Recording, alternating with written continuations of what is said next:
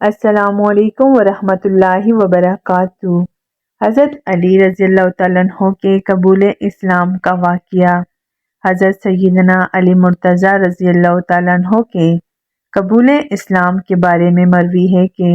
حضرت علی مرتضیٰ رضی اللہ تعالیٰ عنہ چونکہ حضور نبی کریم صلی اللہ علیہ وآلہ وسلم کے زیر سایہ پرورش پا رہے تھے، اس لیے آپ رضی اللہ تعالیٰ عنہ نے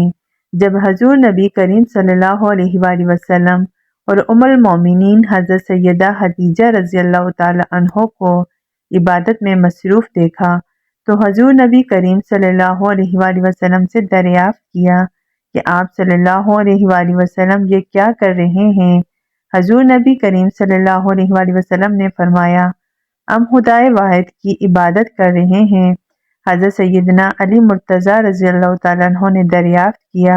یہ کیسی عبادت ہے؟ حضور نبی کریم صلی اللہ علیہ وآلہ وسلم نے فرمایا،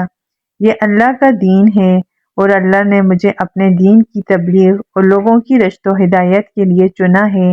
اور میں تمہیں اسی اللہ وحدہ لا شریک پر ایمان لانے کی دعوت دیتا ہوں۔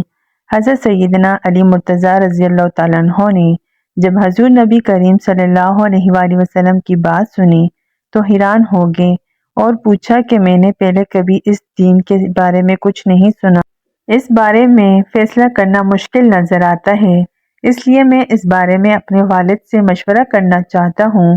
حضور نبی کریم صلی اللہ علیہ وآلہ وسلم نے ارشاد فرمایا، اے علی رضی اللہ تعالیٰ عنہ، تمہیں اس بات کا حق حاصل ہے، لیکن ابھی تم اس بات کا ذکر کسی اور شخص سے نہ کرنا۔ حضرت سیدنا علی مرتضیٰ رضی اللہ تعالیٰ عنہ نے حضور صلی اللہ علیہ وآلہ وسلم سے وعدہ کیا کہ وہ اس بات کا ذکر کسی سے نہیں کریں گے۔ چنانچہ اس رات جب حضرت سیدنا علی مرتضیٰ رضی اللہ تعالیٰ عنہ سونے کے لیے لیٹے تو وہ اس بات پر غور کرتے سو گئے۔ اللہ تبارک و تعالیٰ نے آپ رضی اللہ تعالیٰ عنہ کے قلب کو روشنی عطا فرمائی اور آپ رضی اللہ تعالیٰ عنہ نے اپنے والد سے مشورہ کیے بغیر اگلے روز حضور نبی کریم صلی اللہ علیہ وآلہ وسلم کی خدمت اقدس میں حاضر ہو کر ان سے عرض کیا کہ مجھے دائرہ اسلام میں داخل فرما لیں۔ حضور نبی کریم صلی اللہ علیہ وآلہ وسلم نے آپ رضی اللہ تعالیٰ عنہ کو کلمہ توحید پڑھایا اور آپ کو دائرہ اسلام میں داخل کر لیا۔